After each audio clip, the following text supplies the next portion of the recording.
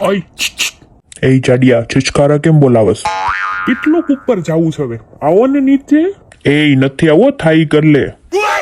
આવો ને, મારે દિવાળી આવે છે ઘરમાં, મારી બાયડી હારનું વેન લીધું છે, હું કેમ કરાવી? તમે એટલા ઉપર ગયા છો તો